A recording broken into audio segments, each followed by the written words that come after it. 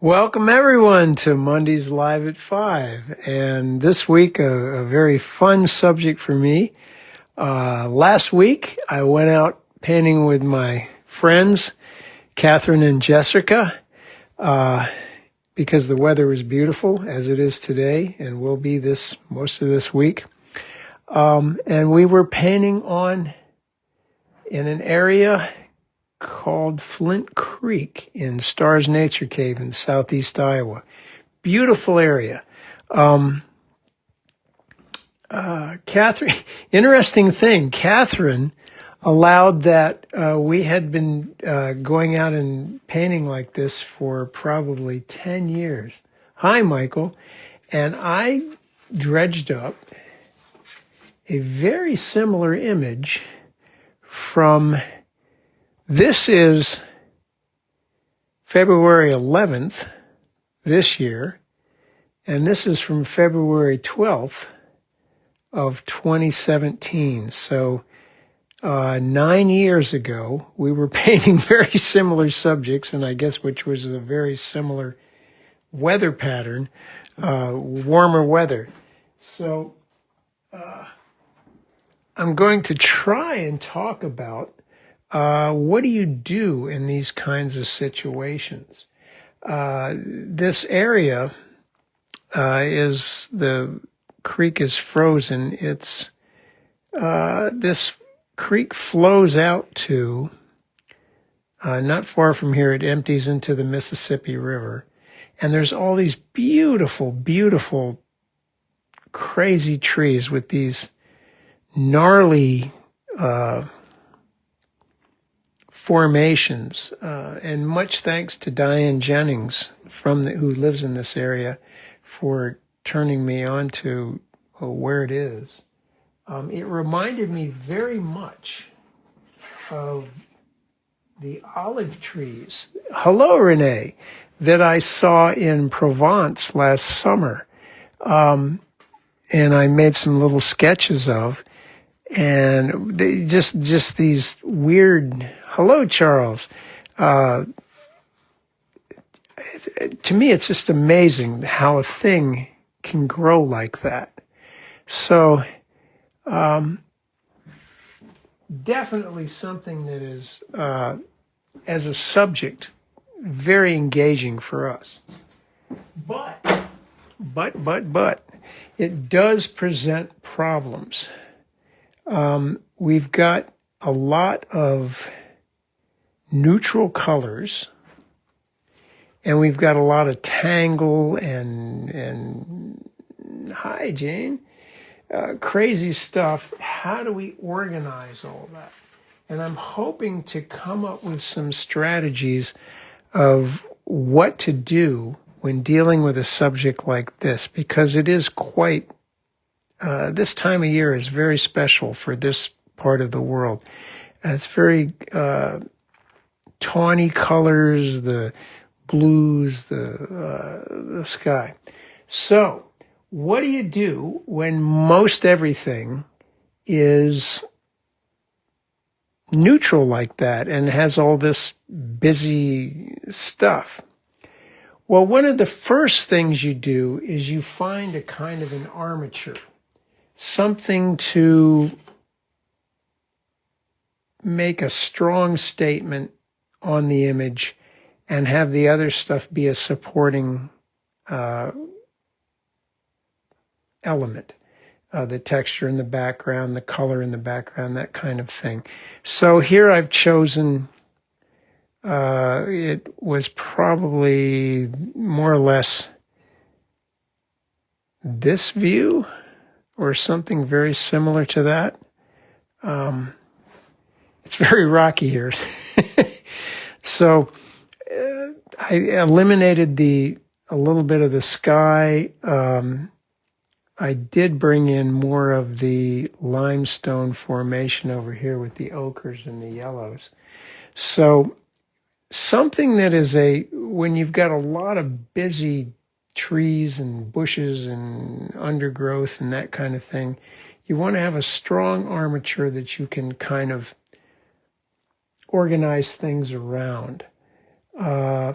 Here is this is one of Diane's photos that got me to thinking about the place. I'm going to talk about why I might use or might not use, spend a few minutes on that, certain kinds of images. It's just beautiful color, that blue against that ochre, the blue up here, but it kind of leads the eye out of the painting. I need something over here to stop us from going out of that painting and keep us in it. One thing we might use would be to make a little more of the melted ice here with the reflections of the limestone cliffs. That's something we could do.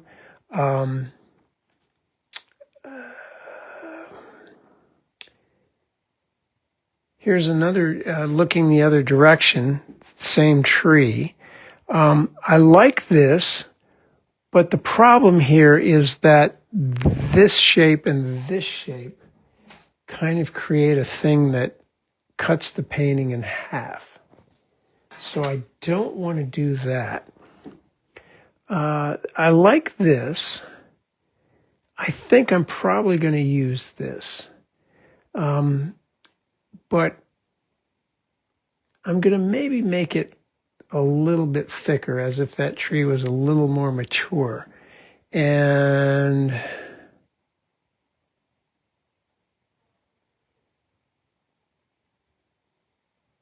perhaps do something about like that. The idea is that you want to take the elements that are there and then see what you can do to create space, because if you've got a lot of neutral colors, it's going to kind of flatten out. That's a danger. We've got some light dark. This is light, that's light, and that's a little darker. That's helpful. What I tried to do here was have a darker element going across a lighter or a medium element. Oh, okay, Jerry, you'll enjoy it, I hope. So the idea is to use color sparingly, kind of like you would, a chef would season a dish.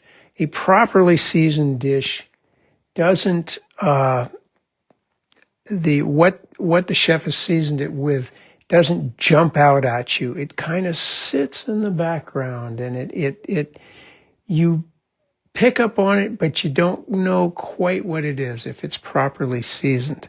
So in that case, what I'm going to try to do is I'm going to, if I haven't got a lot of strong color, if I got a lot of mostly neutral colors, what can I do? Can I find some subtlety of I can modulate the value. I can make a dark over a light. That helps, and that will certainly be something with the armature. I can modulate the texture. I can have more in the foreground with the texture and less in the background. That'll help create some space, keep it from being flat. I could use the hue to not strong, but very subtly suggest what's going on here. Now, of course, here we have ochres and blues. This is almost white, but there's a little bit of blue in the shadows, certainly some blue in there. I have a painter friend in Dubuque, Kate Cooper, who has executed a very, very similar subject in winter. You notice it's mostly blues, but a little bit of these brownish ochre colors. And it's mostly light to medium values and a few darks, key darks. So this is the principle of what I like to call a lot and a little. Have a lot of something and a little of the other thing. So if you've got a lot of neutral color, have a little bit of strong color. If you've got a lot of lights, have a few darks. or a lot of darks have a few lights. These are things we can do. So to get into this, let's actually start doing it. I'm going to create an armature. I'm going to create a drawing. I've got a key horizontal. I've got a key vertical, but it's not vertical. It's it's diagonal. So here we go. A lot, and a little. Okay. A little bit of that. And I will darken these things up. Now, another thing I'm going to do is I'm probably going to make that tree a little bit bigger and thicker, as if I were standing closer to it or it had matured more. Down here at the bottom is this little sandbar. Jessica, bless her heart, got out there on that and painted that day. She is probably the most dedicated plein air painter in Southeast Iowa. She's out there more days than anybody else, I can guarantee you.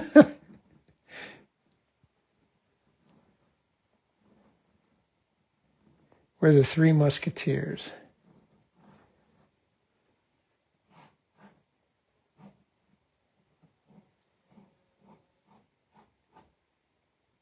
Now I've got this other thing. If we can create some lines, and we can do that with these branches, that kind of zigzag us through the surface that we're trying to paint here, that's always usually very helpful.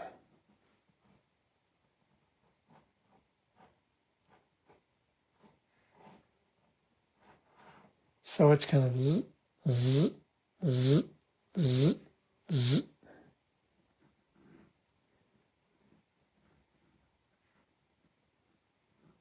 And the other thing I start thinking about straight away is how much light and how much dark.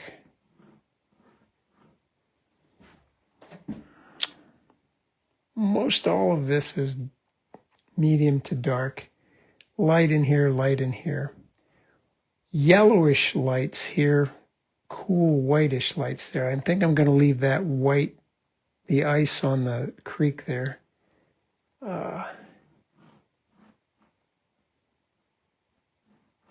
And the other thing is a situation like this gives us a lot of leeway with shapes. They're organic shapes, natural shapes, the rocks. So we can say, yeah, it could be this kind of rock, could be that kind of rock. Could put a rock over here sticking out. There isn't one there, but I guarantee you further down there was. Now, that's a cast shadow from an overhang of limestone, where evidently the level of this creek apparently sometimes gets up to about here. Quite striking.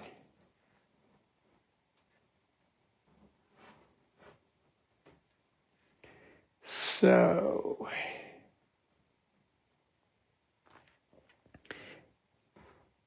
I'm going to darken up a few items.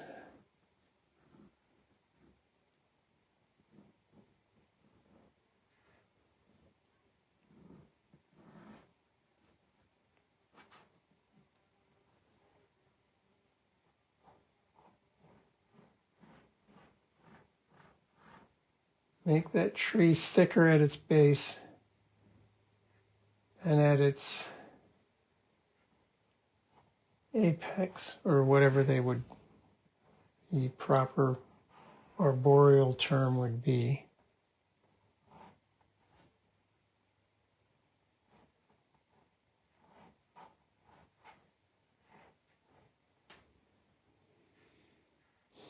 And then I'm going to allow, well, I probably shouldn't even draw where that division from the blues to these colors are, because when I put those colors in, they're going to go where they go. And then I'm going to work with that.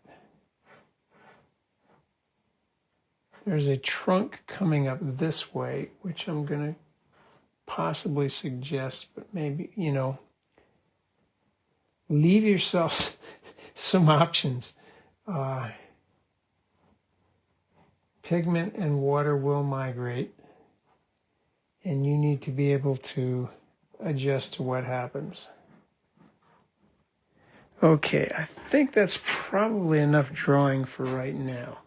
So what I'm going to start with is a 14 to 16 size mop.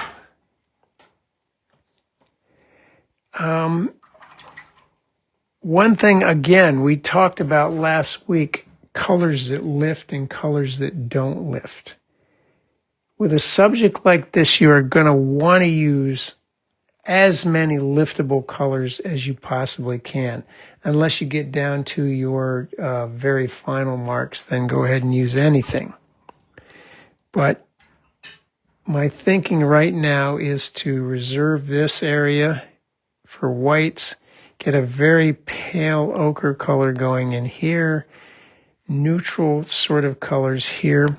So let's talk about what we can do to create space so that we don't have a lot of colors, neutral colors, that just flatten the space out.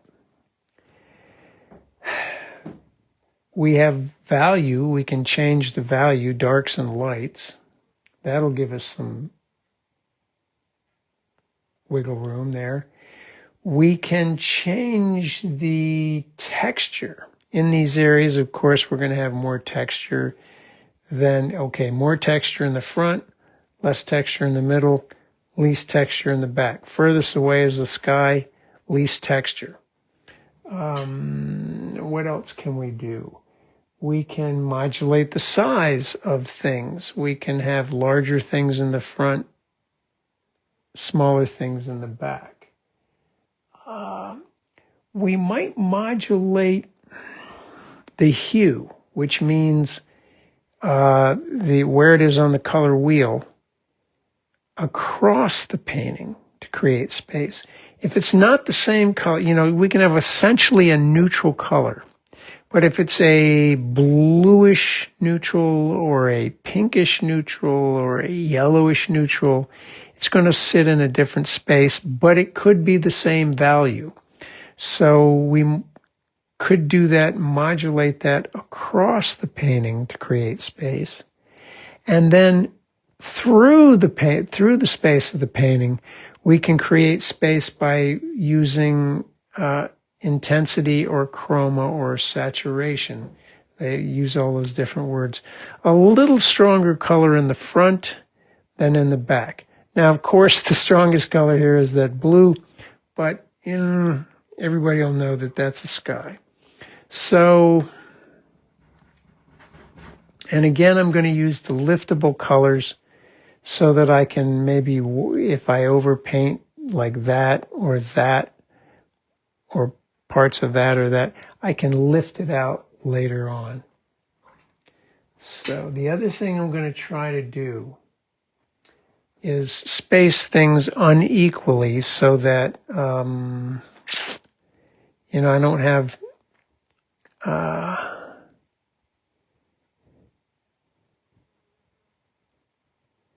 difference in size. These are kind of the same thickness. Maybe I'll make one a little thicker, one a little thinner, that kind of thing.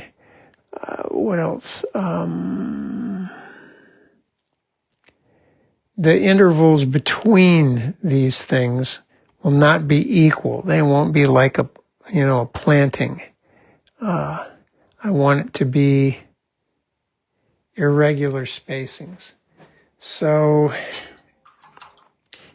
the first stages are going to be very much a blur and what I like to call the holy mess.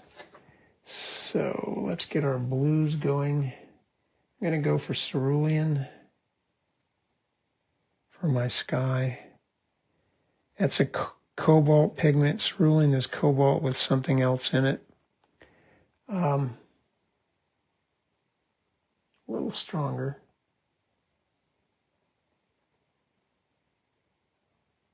If I'm going to try to miss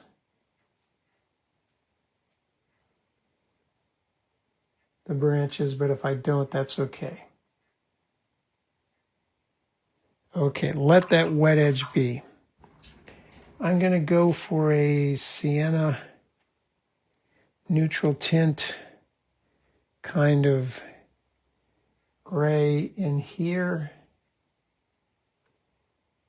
Mindful of the fact that I'm going to be doing much darker colors on top of this. Now, I'm going to try to modulate across. I'm going to try to bring in some pinks and oranges down here. I have a blue-orange kind of thing. One of the things you can do is you want to, I'm going to do it and then I'll explain it. Maybe a bit more neutral over here. But I'm going to smuggle in a little pink or orange. Oh, that's too much orange.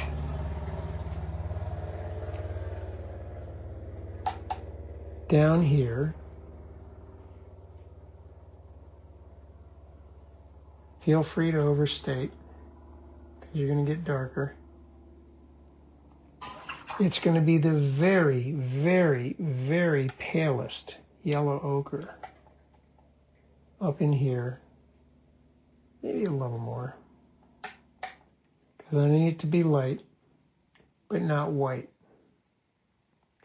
So, heck. These will not be the last colors to go in, I can assure you. Play with this. Now down here, I'm going to go with some red iron oxides, siennas, but again, a very pale mix.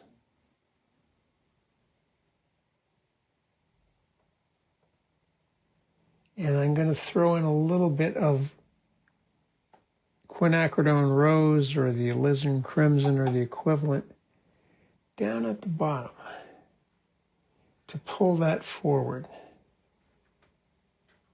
So not again, I'm keeping that spice in the background, so to speak. Even out here. Let's put a little blue in that, heck. Just for the...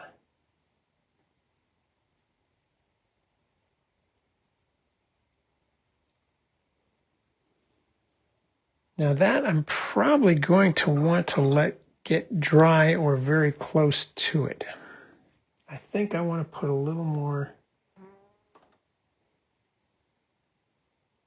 alizarin or purplishness in this area here.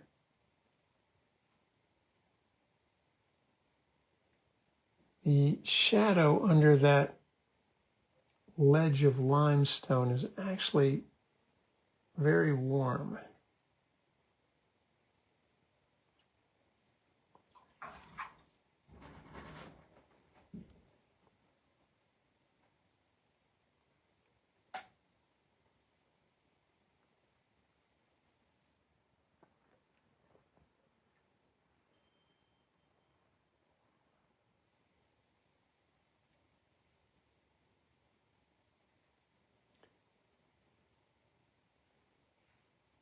Okay. While the surface is still relatively wet, I'm going to get the Oriental brush, which is roughly the size of the squirrel mop, but is stiffer and holds less water. And I'm going to create some soft edges, I'm going to start bringing in those burnt sienna ultramarine blue combinations. Why those two? Because they will lift later.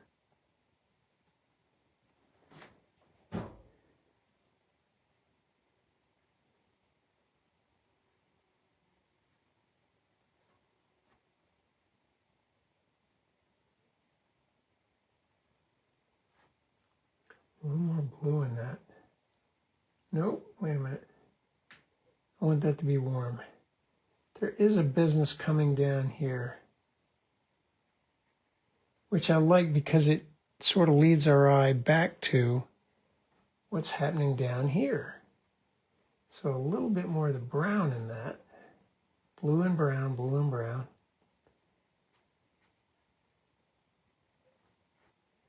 Knowing that later on they are going to lift quite nicely.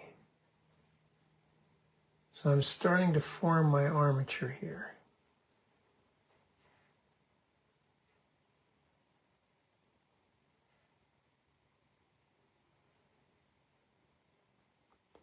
Yes, it's a holy mess right now, I know, but that's how this works. Let's put a little bit of alizarin in that area there. Or not alizarin, quinacridone rose.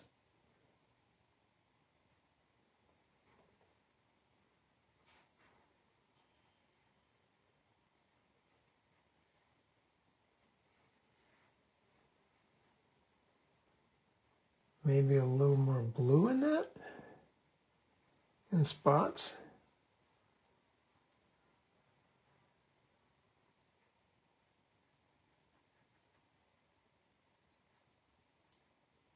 We're not into our darkest colors yet, so we have a lot of leeway. Be mindful of what's in front of what else. And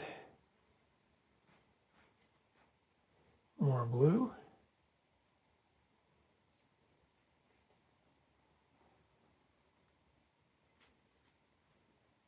Where is it? How big is it? What shape is it? Those are the decisions we make.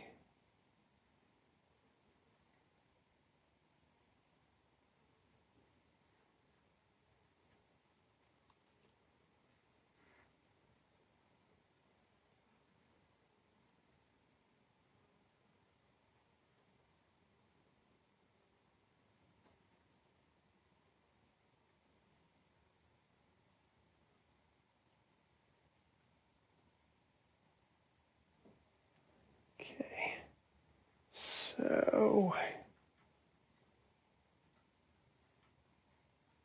while that surface is wet, I'm touching in the wetter colors.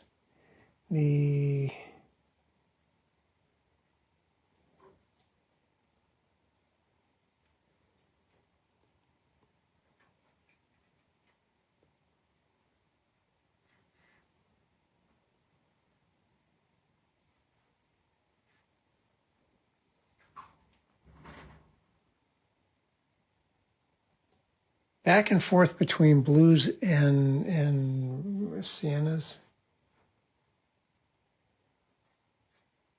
So I'm trying to keep the strong, I'm going to put a little bit of red in that to keep these stronger colors closer to the front, or the higher chroma version of it.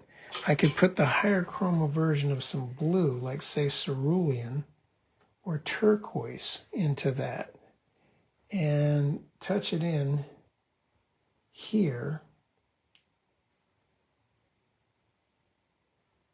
That rock that I made up.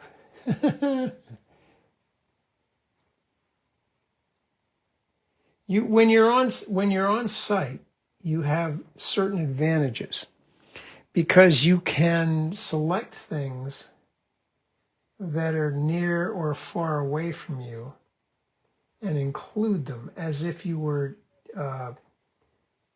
standing a little further to the left, standing a little further to the right, that kind of thing. I feel like I need a little bit more oranginess. Is that a word? Oranginess? In here. Possibly even in here.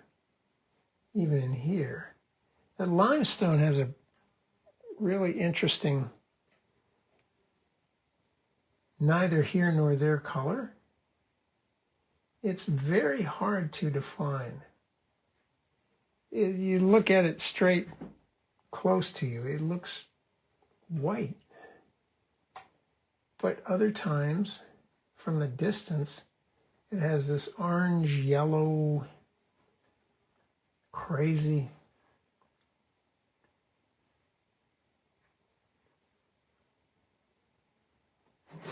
I guess it's various iron oxides, which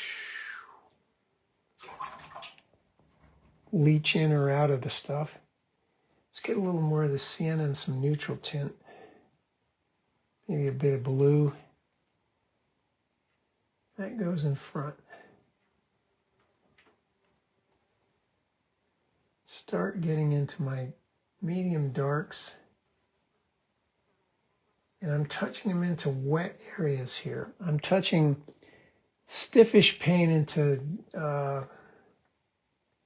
slower moving paint. You can see when I tip it, it doesn't move too fast.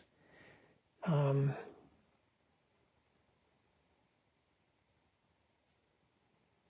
when I put it into an area that's wet or dry, I get a different effect. If I put it in dry area, then whatever the stroke is, the character of the stroke, that stays put. If I put it into a moist area, then it moves and softens.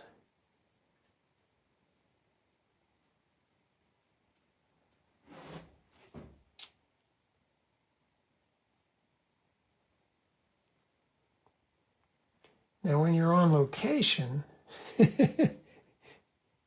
humidity and the temperature has a very obvious effect on you.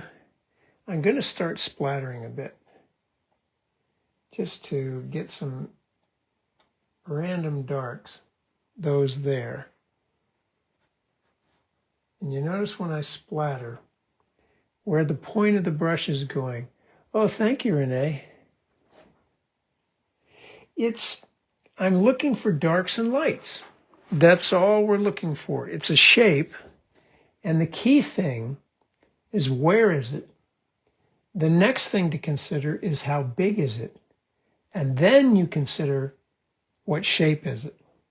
And that, because it's a rock, because it's a natural item, we have a lot of playroom with that. We can do things with, we can make them bigger, we can make them smaller, we can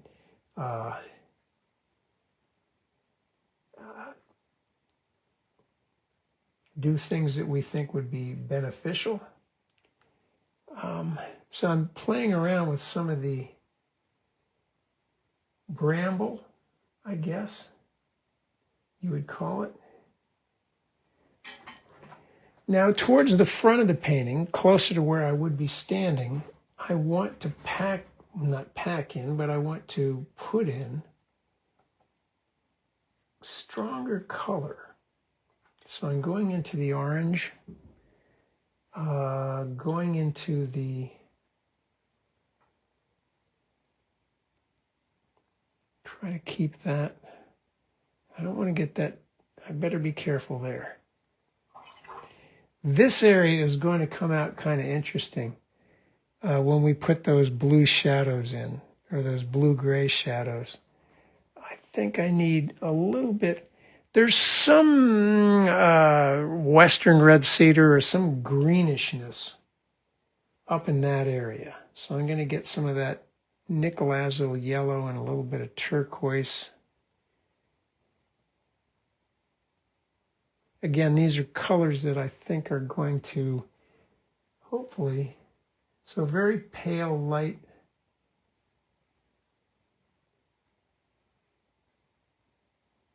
Inclusion of green up there, leading into these more neutral tones.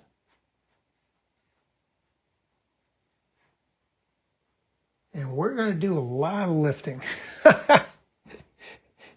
So blue. Cobalt, cerulean, ultramarine, they're all good lifters. And of course I'm painting the basic light to dark. I may be smuggling in a dark here or there earlier than we might think is appropriate, because I want to manipulate that color in terms of the wetness of the surface or the dryness of the surface. Thank you, Jane.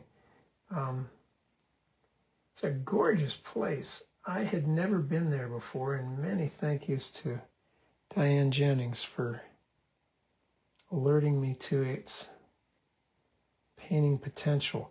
You know, I'm looking at the place while I was there, and I'm thinking, boy, what about when this starts leafing out in spring? Golly, could be gorgeous. So, yeah, and you know, I'm not as dark maybe as I need to be up there. So how about some yellow ochre into that neutral blue-gray color there? And this is the part where I'm going to try and... It's light right there and darker right here, so I'm going to try to surround it. And the trunk is light. So I'm going to try and surround both of those things with some darker ochre colors. And we'll see if we get away with it. Again, it may behoove me to splatter it a bit. Ooh, I should get my other picture out of the way, right? That would not be good.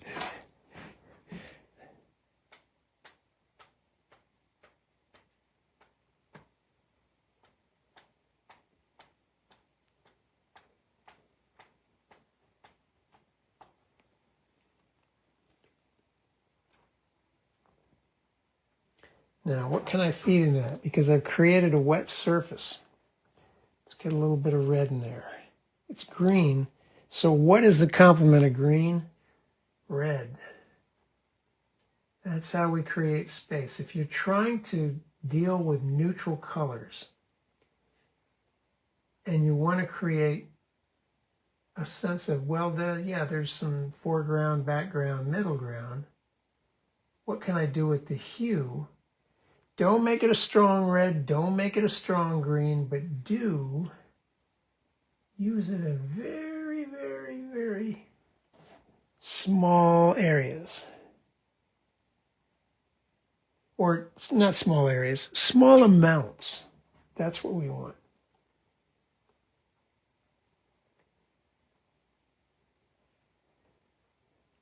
Blue with the burnt sienna or the ultramarine with transparent red iron oxide, or the blue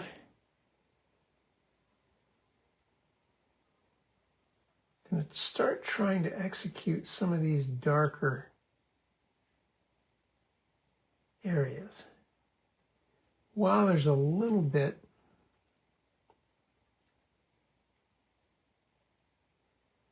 of moisture still on the top of the paper, that I can melt this color into. Now, down here, we've got a situation, we've got an essentially warm reflected light of that shadow, but it's also kind of cool. So I'm going to get the turquoise and bring it up to and just kiss that area there, the dark brownish colors. I'm going to try to make an interesting shape. Maybe I'll get some cerulean. That's another they're both cobalt turquoise and cerulean are both cobalt-based pigments. They have inclusions of other minerals, and that's what gives them their difference in color. Now out of that, I'm going to get into my yellow ochre, and I'm going to touch the bottoms here, and I'm going to try to make some of these where the water leaches down and makes, gosh, you know, you get out there and you look at this stuff and you just have to marvel at it. It's like, wow.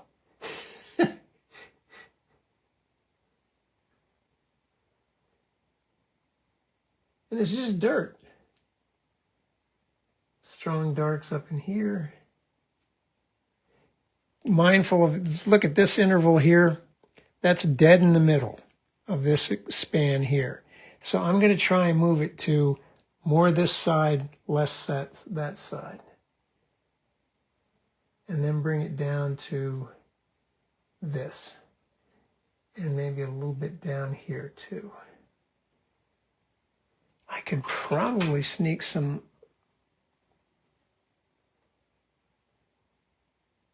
quinacridone rose into that.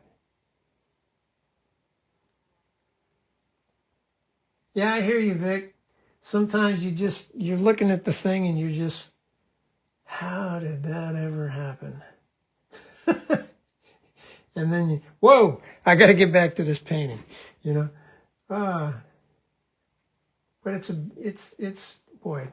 beautiful to get out there and see that stuff.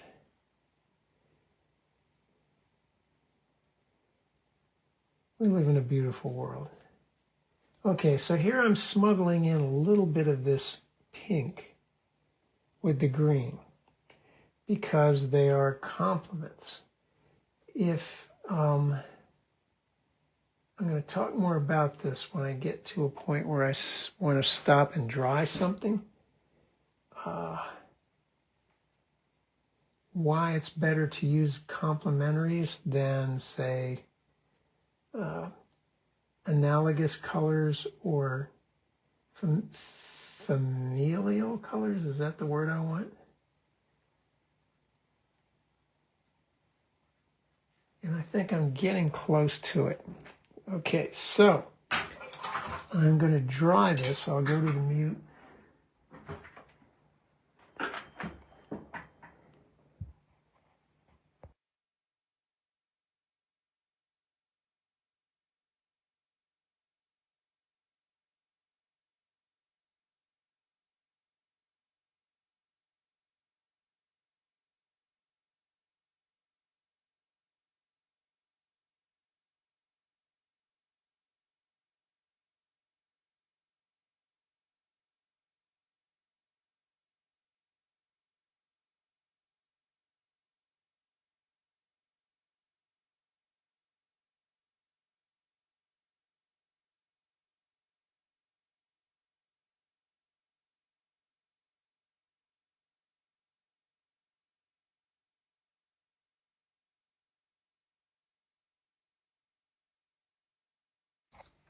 Okay, now, this is where it starts to get fun.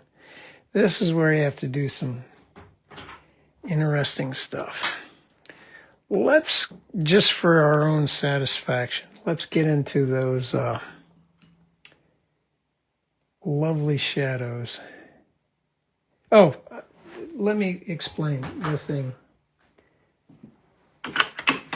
Okay. If you're trying to create space in a neutral situation, you don't want to use colors that are near each other on the color wheel, or may they call them familial or adjacent. You want to use opposites, blues and orange, yellows and purples, greens and reds. That's what I'm trying to do here. But not strongly. I'm trying to do it in such a way as, well, when I move across the painting, I'm changing hue. When I'm moving forward, I'm trying to maybe make stronger colors in front, weaker colors in back. I can look at this now and see that I probably could have gone a little stronger in the blue, in the sky there, and I think I'm going to risk it.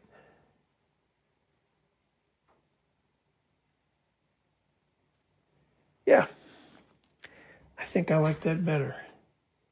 Maybe a little more cerulean at the top. The board is at a 45-degree angle. Thank you, Renee. This is a wonderful place. My gosh. And as you can see, 9 years ago, I was painting very similar subjects. Obviously, I like this kind of stuff. Something about it. I don't know. Something about it. Who knows? So now we're going to start putting in our mediums and our darks, and we're going to try to make this look like Flint Creek.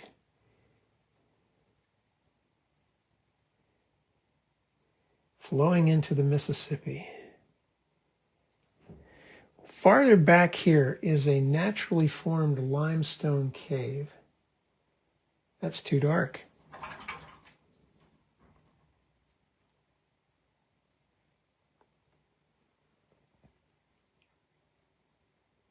Notice also that the branches are casting shadows to a perspective of a vanishing point over here. So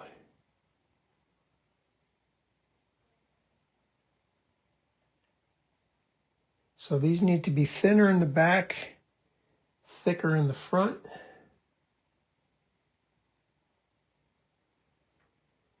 A little darker in the front too. And again, nobody knows what's up here. We have complete autonomy as to what comes out of what. And we can put these things where we want them, not necessarily where they are. It's a beautiful thing.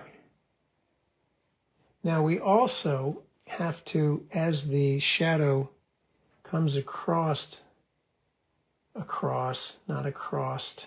Jeez, John. I apologize for my English. Ice to sandbar, it's going to change color. When you cast shadow moves from one material to another, there should be a color change, possibly a value change, to make it look natural. Okay. I'm going to say there's a shadow coming across that rock, proceeding out here. Now, I'm looking at the thing. This is where it gets fun. Oh, thank you, Deb. Well, you don't live far from here, do you? You're also on an interesting river with these cool, I don't know, I grew up around bodies of water on all three coasts.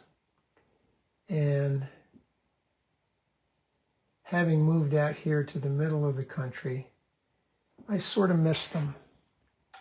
And the river, the Mississippi, the Skunk, the Des Moines, these have all become sort of erstwhile substitutes for me to feel a body of water. There's something about it just speaks to us. We need it. Now here, I'm going to put, I see brown, I see blue, I see black. I'm going to mix the two colors, and then below them, I'm going to put a little water to let them flow down, and maybe they will mimic. Hopefully, hopefully, hopefully. Water moving minerals down and causing these interesting things. Okay. I need a dark, using the blue and the brown because they will lift for me if needed. There. What does it look like? Trying to park the strong darks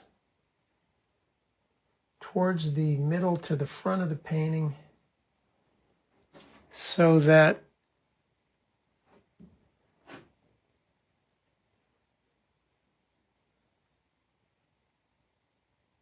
I can create some space from foreground to background. Now I've got a split branch here. The temptation is to paint both of them the same degree of darkness, but I can get a little more spatial illusion out of them if I make one of them darker than the other. Same thing with trunks. If I make one end darker than the other, one end fatter than the other, one end slightly different color than the other, that will all help.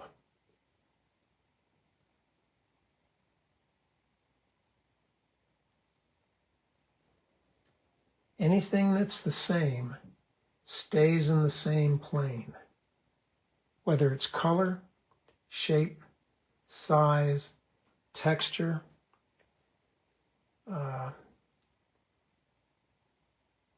Variety is what does it. Now I'm getting into these little branches, and I should probably be getting into a much smaller, funkier little brush. I have this one that is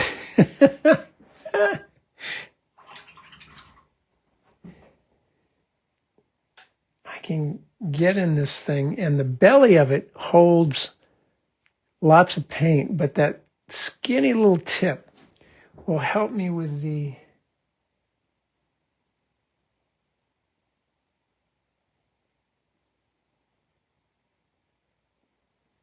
now some of these things I'm seeing branches that are light, but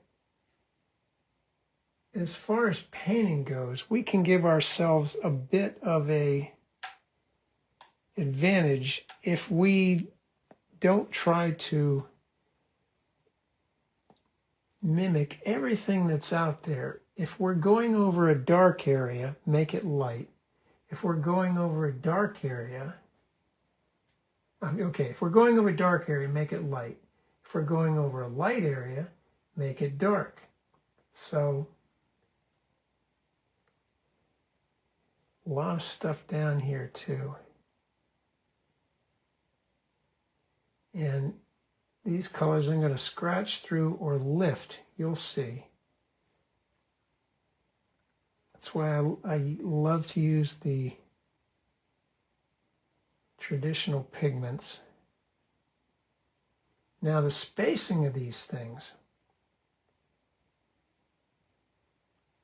these weird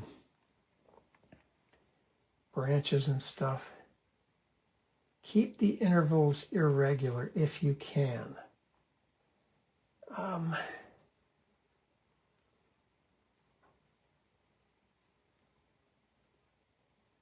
Or blue, say the thing is a trunk, and you're mixing a blue and a brown, make one end bluer, make one end browner. Any of that will help. The other thing about this weird brush is you can get, when you smush it and do things like that, you can get irregular shapes.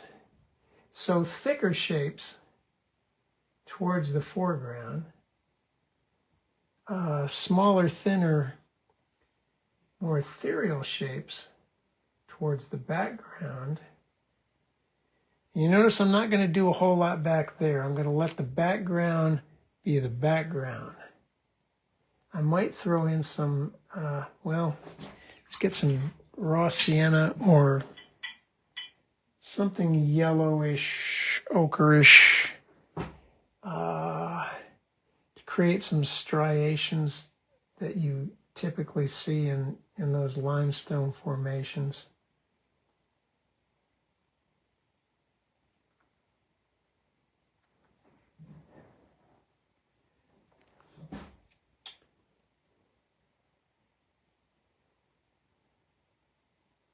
Oop, too dark.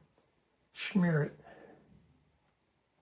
Now, when I'm making these lines now, I am trying to lead my eye back this way, back that way, those kinds of things. I'm trying to use line, which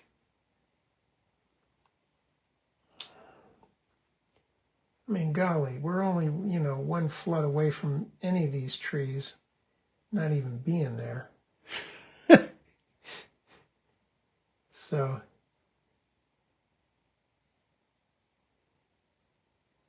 okay, back to the Oriental brush.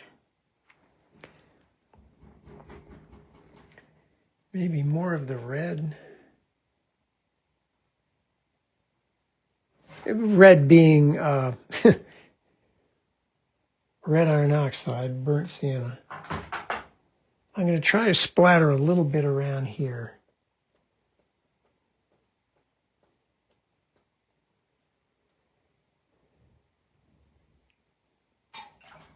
Maybe I'll splatter a little bit of cerulean there too.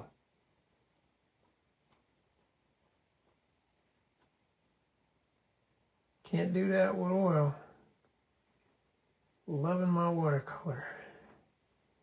So partially that rock, I'm going to make a little bluer there. Shadow maybe a little bluer there. Maybe some blue there. How about some lavender? This is basically a blue-orange kind of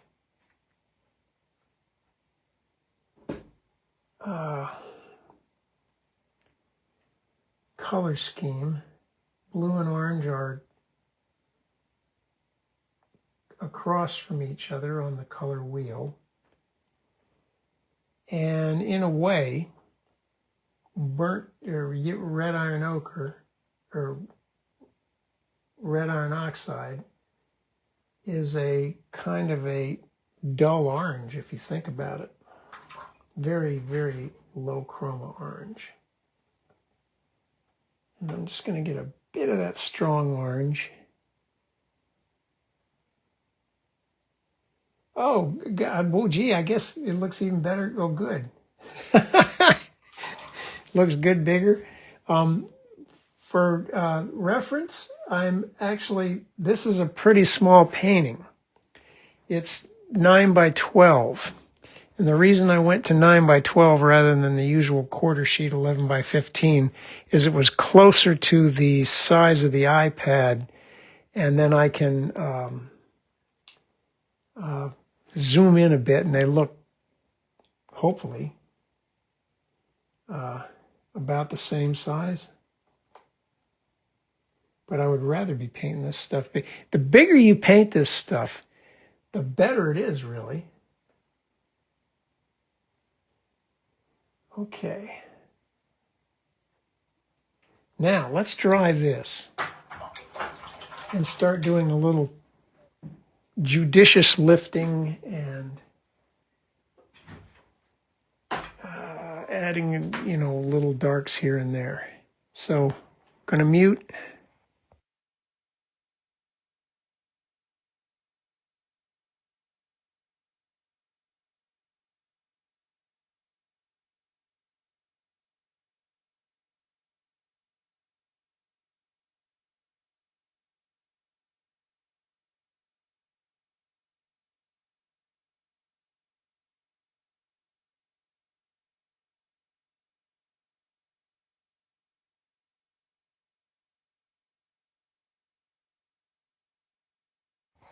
All right, now this is where I want to look at it. I want to say, what do I need? Where is it weak? Where is it too strong? That kind of thing.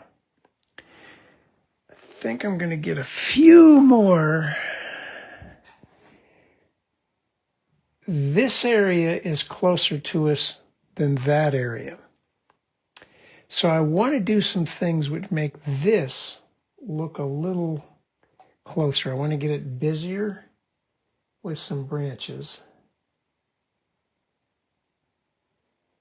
And because they're not actually there, I'm going to put them in where they point me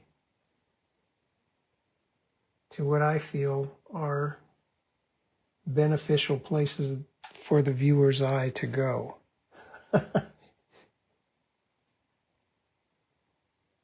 We have control. We have more control than we think we do. We don't have to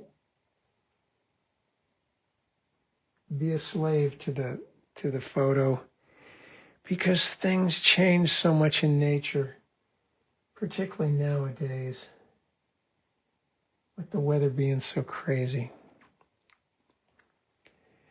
I'm being very, very, part of me wants to go whooping back there, but I'm not going to do that because I don't want to pull the background forward. I want to pull the foreground forward.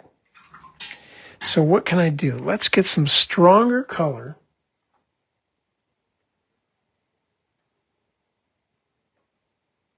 Naphthol red. Oh gosh. It's not super strong, but it's more colorful than what we're seeing back there. So hopefully, fingers crossed, and it doesn't have to be the reds and yellows are warm, blues and greens are cool. It just has to be higher intensity. So I'm going to get turquoise, and I'm going to put it here. So I'm going to have a cool, so-called cool color in front of a so-called warm color. But it's the chroma, or the intensity, or the saturation that makes it come forward in space, not its hue.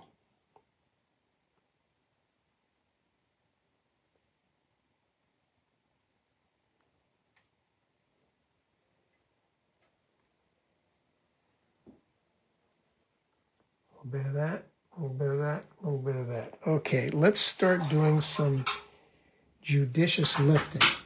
Best way to do a lift. Get a brush which has a kind of stiffish, thin edge and is a stiffish hair, not like a sable or a squirrel hair or anything like that. So get some clear water. Make sure the area is dry. And right here, I need to make this a little bit whiter. So I'll get my tissue. Up here, the blue got into it. So because it's cerulean, it should lift pretty good. There we go. Now, blotting it. Let's have something come across in front of that. That's a very easy way to create space. Put this thing in front of that thing. Now that's a light over a dark. We can also go a dark over a light. Let's get a stronger, darker color there. There we go. How about over here, we can get some of this light stuff that's in front of the dark area. Again, take advantage of a light in front of a dark in front of a light. Right there, that should be dark, where I'm crossing this thing.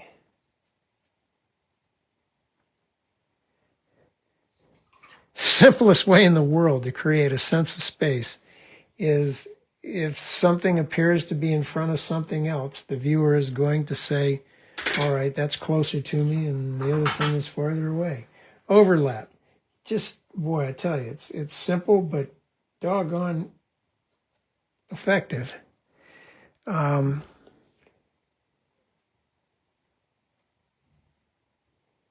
Let's have something happen in front here. There's a lot of light stuff. I'm going to make some darks and make sure that the interval, when I say interval, I mean the spacing between short, wide. Don't have things like a fence posts, you know, or plantings of that sort. Thicker looks like it's closer. Thinner looks like it's farther away. Really basic stuff, but crossing this area. Let's make this part look farther away than that part. So we'll run something, cross it like that.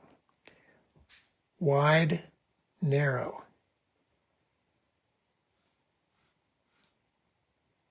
There we go. I think I'm at the point where I really want to pull off the tape and see what I'm creating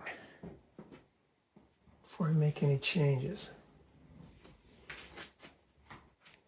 But the big idea, oh, thank you, Vicki.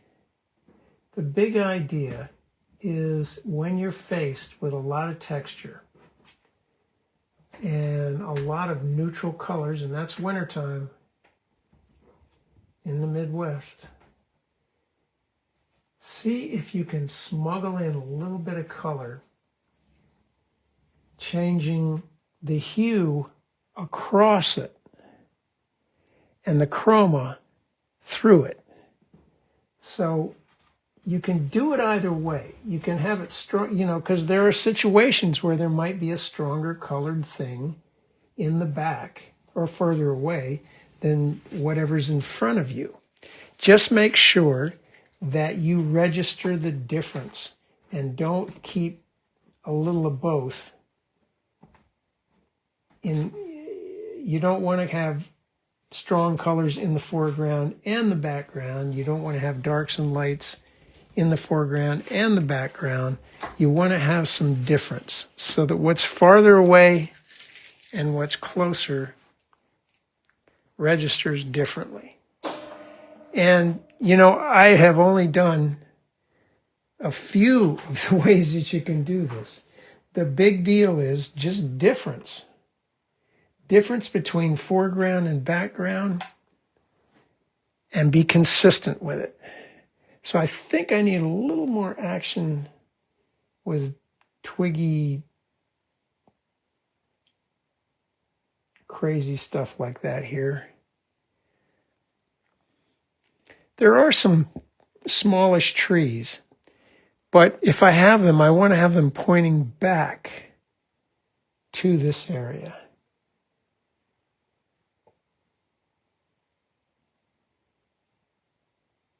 Thicker at their bases, anything like that. So if you have a chance, get out there. I would say Wednesday is going to be a great day to be out painting for just about anywhere around where we're at. And you'll find plenty of this kind of subject everywhere you look. You can get near a body of water. So there it is. Modulation, yes, Michael, that's the thing. I don't know, it's a psychological thing. If we see something changing, we assume movement or space. So if your color modulates left to right or top to bottom, front to back, it's going to register for us as some kind of space. I'm looking at this and I think, ooh, I could have some fun here. I could sex this up. I could get some orange or some, sticking with our red and green. I'm going to get some of that quinacridone rose. Well, thank you, Lisa. I'm going to smuggle some of that in on the front of that here. And a bit of the turquoise. I love turquoise, cobalt turquoise. Oh my goodness, the real thing has to be cobalt. Anyhow, thank you guys for tuning in. I really enjoyed painting this for you. Well, I know the group in Des Moines, they get out with each other and they do some fantastic stuff. It's check them out on Facebook. And if you're getting the opportunity to do it over the next few days, these are the days, because it's probably going to get cold again. So, hey, Jimmy, thank you, man. Virginia, oh my gosh, my Illinois buddies, thank you. Okay, so everybody stay safe, stay sane, and peace out.